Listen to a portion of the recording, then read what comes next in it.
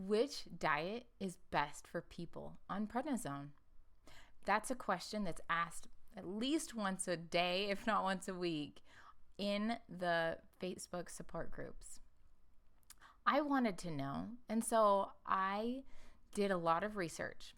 I tried to figure out what the needs are of people on prednisone and then figure out which diet would be best for them. And I've discovered a lot of things that I want to share with you today. So first of all, what do people on prednisone need? Number one, prednisone is a glucocorticoid. Gluco meaning glucose. It's messing with your glucose. And so we need to find something that will help keep your blood sugar steady. Second is prednisone's a catabolic hormone. It's breaking down your muscles and bones. So we need something that will help build them back up. Third is prednisone is stealing nutrients like calcium and potassium and making you retain nutrients like sodium. So we want to find a diet that is healthy for all of those things. Last of all, prednisone is hijacking your hunger hormones. So we need to help find something that helps with those hunger cravings. And now I'll share what I found. We're going to go in order of oldest to youngest as far as diets. Which diets have been around the longest and which of them are kind of newer on the scene.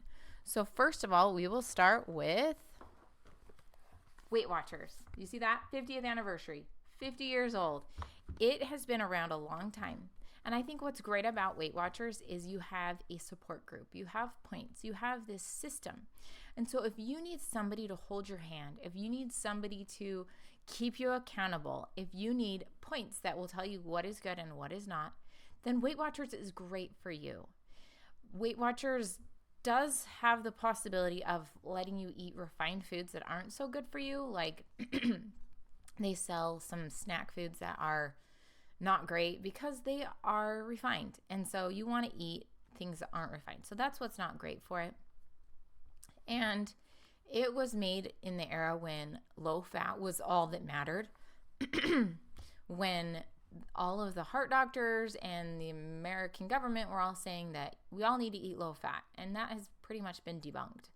And that's not the only thing that matters. And so eating good foods in here and having somebody support you is a great strategy if that's the type of person you are. So we have this, and you can even make it fast. You can make it quicker. So that's Weight Watchers. Next is we're going to talk about the South Beach diet. So the South Beach diet, supercharged, the South Beach diet, good carbs, good fats guide. Sorry, I said that backwards. And they're later came to the scene with the South Beach diet gluten solution. So basically the South Beach diet helps you eliminate processed foods, especially things like trans fats. And trans fats are found in margarine and other fake fats that are in cookies and chips, and basically if it comes from a manufacturer, they are likely to use trans fats. So I love that it says to avoid that, and I don't think anyone will disagree with that.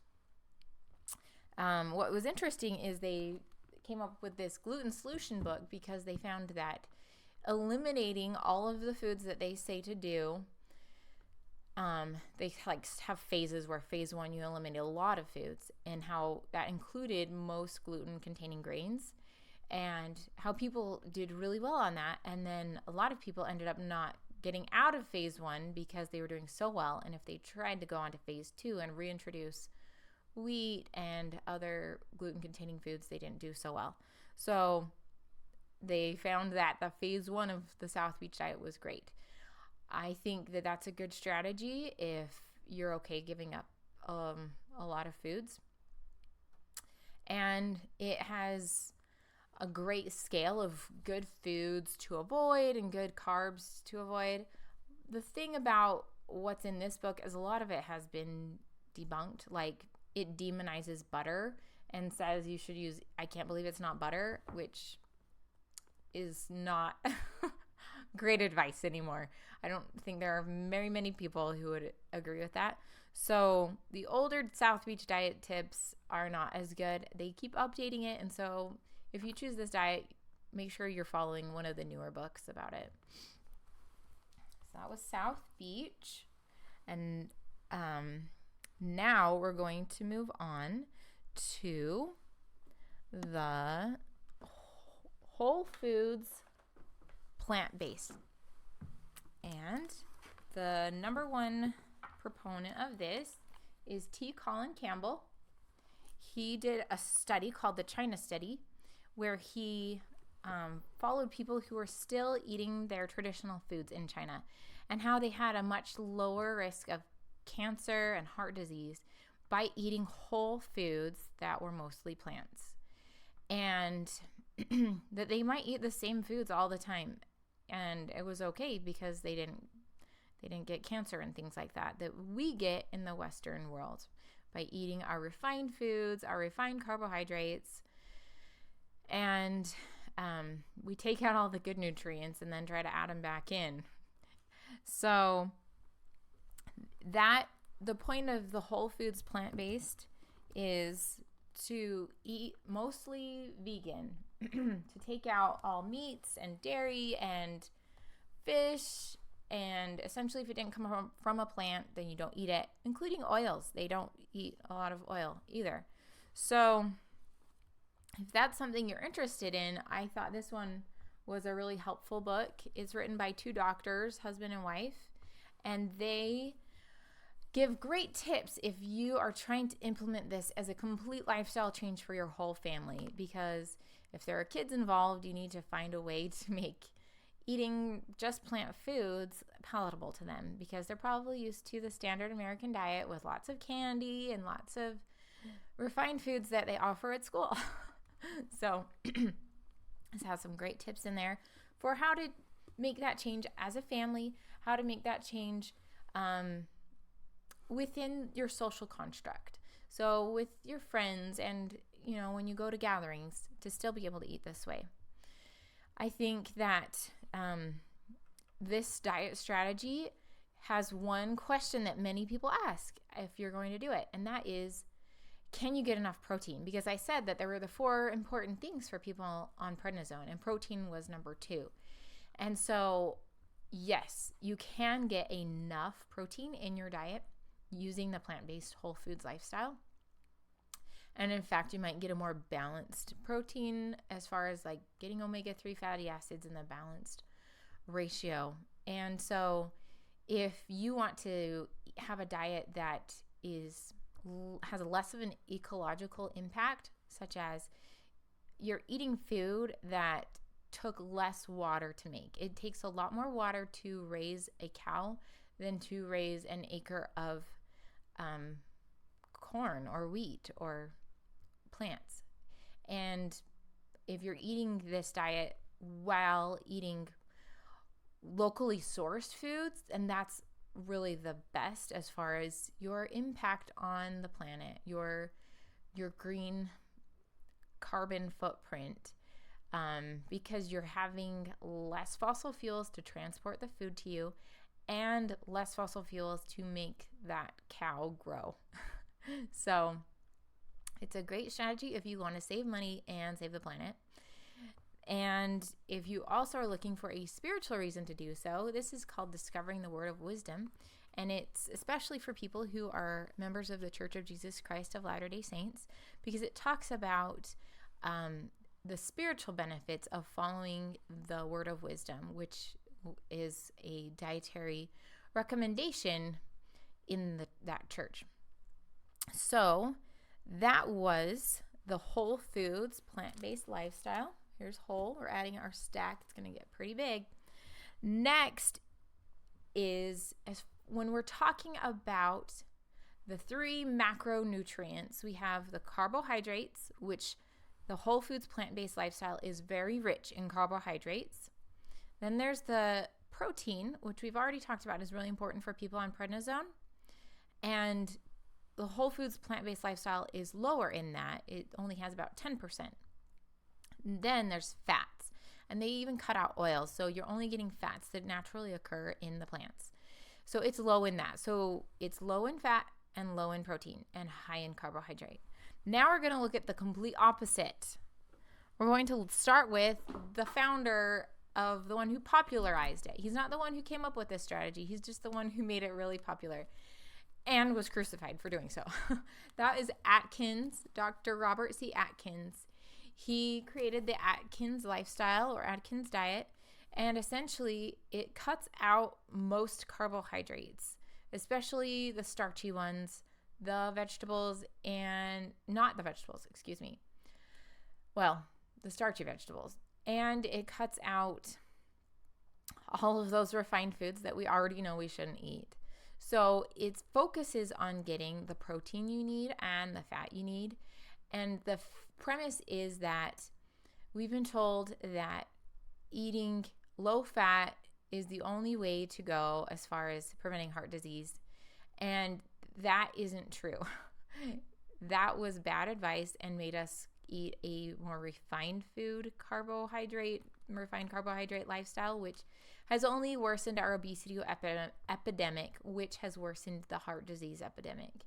And so eating as close to nature as possible is best, including eating animals as close to their natural source. So not eating hot dogs, but eating a steak.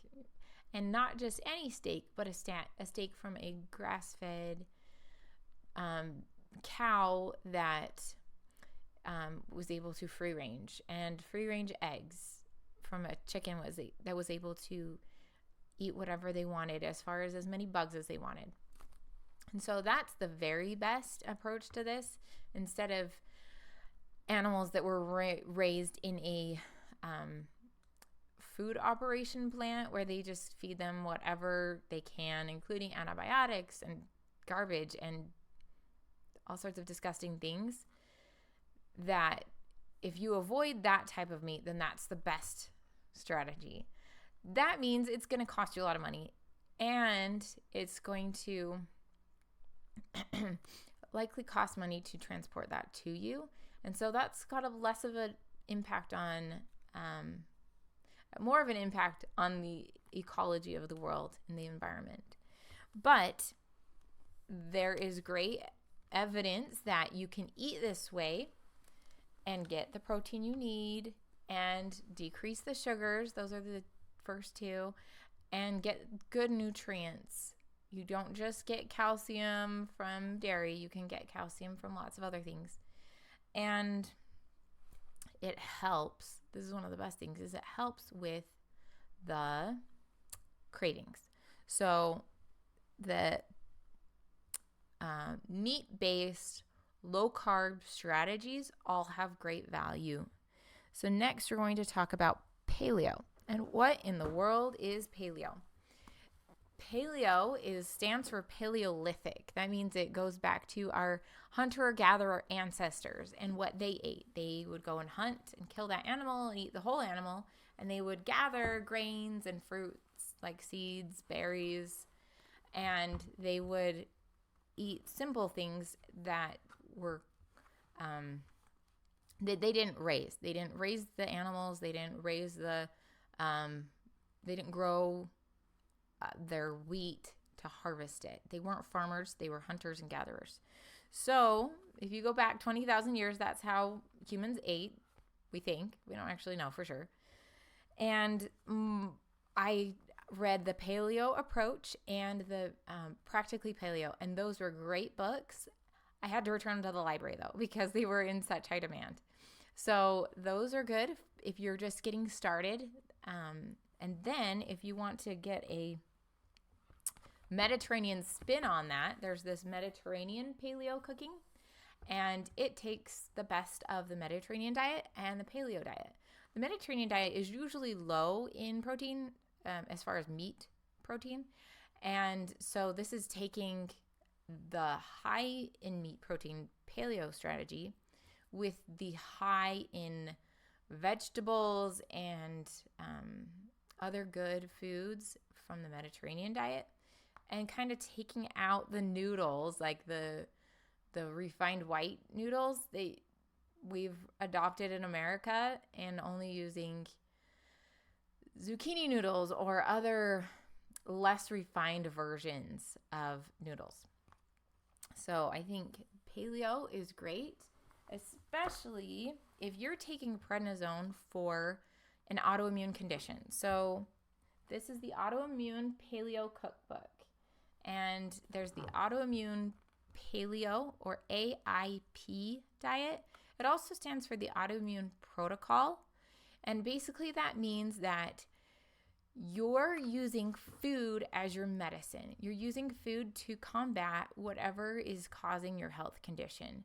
So basically, the Autoimmune Protocol is a stricter form of paleo where you eliminate a ton of food groups. They make beautiful recipes that look delicious. So you're not being starved or anything, but they're eliminating these for a reason. And that's because they believe that these food groups are inflammatory and causing your body to attack itself. So what is autoimmune? That's where your immune system is attacking your body. So I have immune thrombocytopenia, ITP, which is where my immune system is attacking my platelets, and that can lead to bleeding to death.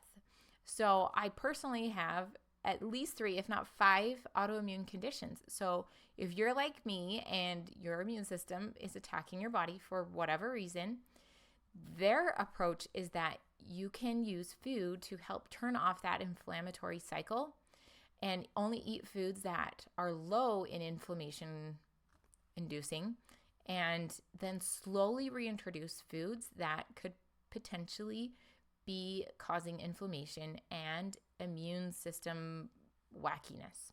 So some foods they eliminate include gluten, dairy, even the nightshade group of vegetables like tomatoes and peppers. They eliminate those. Even some spices like peppers. And so if you are suffering and you want to take a radical approach to fight back against your immune system wackiness, then the autoimmune approach, I think, is a really good strategy. The Autoimmune Paleo Protocol, AIP diet, whatever you want to call it, I think it's a good strategy to start.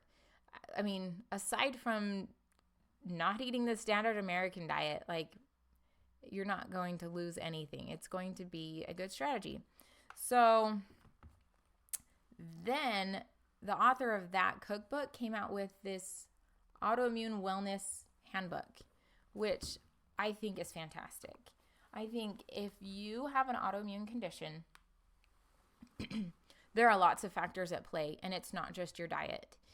And this book helps you change your entire lifestyle, from breathing to sleep, to being your own advocate for your health and knowing what to say to your doctors.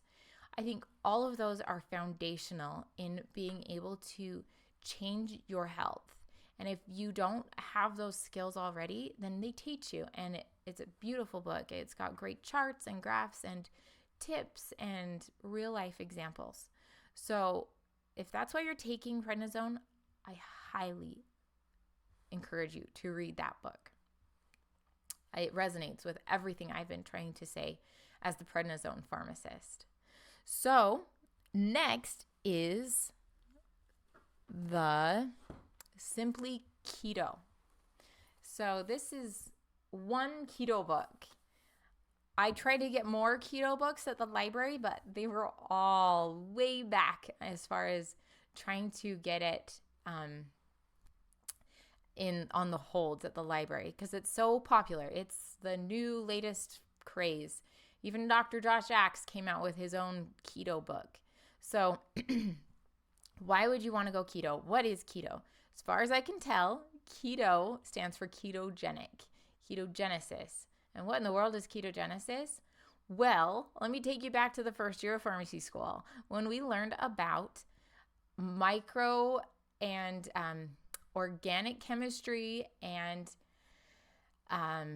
how all of the metabolism of things happen in your body, how you break down carbohydrates, how your body uses proteins, how your body breaks down fats. And in the normal American diet, we are getting all of our energy from glucose, from eating carbohydrates. And our body doesn't go into ketogenesis very often, which is when you stop relying on the glucose and you start relying on the fat and the protein to create your energy in the form of ketone bodies. And when I first heard about the keto diet, I was super skeptical and I thought people were poisoning themselves, because the main way we learned about ketones and like ketone bodies and ketogenesis was when somebody is diagnosed with diabetes, specifically type 1 diabetes, and their body is unable to use all the sugars, and so is breaking down their muscles and trying to use all of their fat in their body to make energy, and is basically killing itself from the inside out, and they're in diabetic ketoacidosis. And it's a very dangerous situation. It's life-threatening, and people are in the ICU for like a week to get out of it. And so that's what I thought people were doing on the keto diet.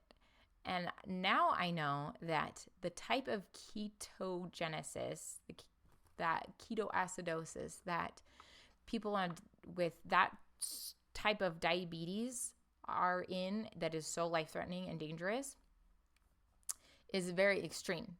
And what the keto diet is advocating is much more minor and is theoretically sustainable. And so basically it eliminates, like these other ones, most of the carbohydrates, and you only get a tiny bit of carbohydrates when you are using the keto diet. You're mostly only getting carbohydrates that are naturally occurring in foods. Like there are carbohydrates in meat. There are carbohydrates in like dairy. You might not think there are, but there are. And so you're cutting out carbs and making your body force it into this ketogenic state. And it can make you feel kind of yucky for a little while until they call it keto adapted. And so I think that this has value. When I did a poll of people on prednisone in a prednisone support group of what dietary strategies are working for them, they said that keto was working for a lot of people, that giving up all of these sugars, these carbs, was helpful, and that they were getting the protein they needed for sure. And so I think there's value. As far as all of these diets, I'm giving you my opinion as far as what I know about prednisone and what I know about these diets. I'm not an expert on any of these diets. I'm not a nutritionist, but I am a pharmacist and I do have a doctorate degree. And so this is my best opinion, but it's not founded on any evidence as far as prednisone itself. So there's no trial that compares, okay, if you're on prednisone, let's compare keto to paleo or paleo to whole foods plant-based. There's no evidence like that I can give you. So this is all based on just the principles of how these diets are working and how prednisone works. And so basically all of these diets can potentially work for you, but they also could potentially be harmful for people on prednisone, but I can't find any evidence of that. So just take it all with a big grain of salt. But when you're on prednisone, don't take a grain of salt, because prednisone is making you retain sodium, right? Okay, next is the Whole30 diet. Now, Whole30 is a 30-day diet. It's basically really similar to those last ones where you eliminate all sorts of foods and then you slowly reintroduce foods. I think this is a great strategy if you're just getting started. You don't know a lot about how to cook foods that are whole. You're stuck in the standard American diet. It will give you a complete reset, kick you in the pants, and help you learn how to cook for yourself in this healthy way. The one thing it doesn't have going for it is it's a 30-day plan. And so once you reintroduce these foods, you kind of have to stick with some sort of a lifestyle strategy, but this is meant for a 30-day reset. So I think it's valuable as well. So which diet is the best for people on prednisone? That is the question, right? And my answer to you is they're all good. I am a diet agnostic. I think that if you're going to eliminate a certain food because it's causing your system to go bad, great, do it. But if you're going to do it right. And make sure you're getting the other correct nutrients that you do need. If you're going to eliminate all carbohydrates, then awesome. But if you mess up, if you go and eat a chocolate cake after you've gone keto or you've gone paleo, that's okay, because the number one most important day in any goal and in any lifestyle change, in any diet, is the day after you mess up, the day after perfect. So give yourself grace, get back up again, as they sing in Trolls, and start over doing it right again, because you're worth it. And it just because you messed up doesn't mean you're a bad person. It means that you have needs that aren't being met. And especially when you're on prednisone, you need to give yourself grace, because it's changing your personality. It's messing with your prefrontal cortex. It's messing with your hunger signals. It's messing with all those places that would give you the most success if you were to completely change your lifestyle. And so if you need to ease into this slowly, then do that. I think the first thing to do is, if it came in a box from the middle of the grocery store, stop buying that. Just stop buying that. That's not going to serve you while you're on prednisone. You need things that are from the perimeter of the grocery store and that are as close to the source as possible, that the digestion of it didn't start in a manufacturing facility. And so you find what works best for you. If you need to save money, whole foods plant-based might be the great strategy for you, because you can eat beans and rice and that costs pennies a day. If you feel like you have an autoimmune condition, go for the autoimmune paleo approach. That would be a good strategy. It's going to cost more money, and potentially all of these can cost more time, but really they're not costing more time. What's costing you time is having your health messed up.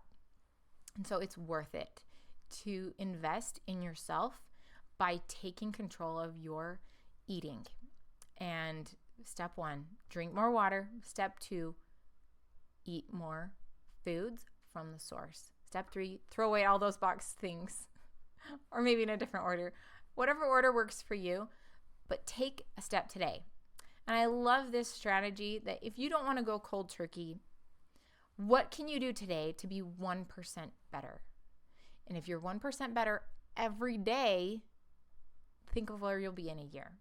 So eating one less bite of dessert, or eating one more bite of a leafy green vegetable. Because if there's one thing every single one of these diets agree on, is that everyone should eat leafy green vegetables. They all say that. They all agree on that. They all agree on less refined foods. They all agree on learning more about your food. If you understand where it's coming from, you appreciate what Mother Nature put in to make it for you, you're going to naturally eat less. And because there will be less fillers and less things that are making you feel hungry. So I encourage you to take one step today. Whatever step that is that I've mentioned, choose one of them and do it, and be 1% better tomorrow. Then I invite you to like my page, Nutranize. It is where I am giving you all the deals and all the information I have about the dietary supplement I created for people on prednisone, because prednisone is stealing all of those nutrients, and this contains the nutrients you need. It is designed to help reduce your suffering while on prednisone, to replenish those nutrients, and to help you recover. if you see this before May 31st, you can still use the discount code LIVE at checkout for your first purchase of Nutranize Zone. Go over there and like Nutranize so you can find out more about it. Talk to you next week where we will talk about dietary strategies. So prednisone is not only messing with the nutrients, but it's also messing with your brain. So we're going to talk about strategies for your brain and eating well. Talk to you next week. This is Dr. Megan, your prednisone pharmacist.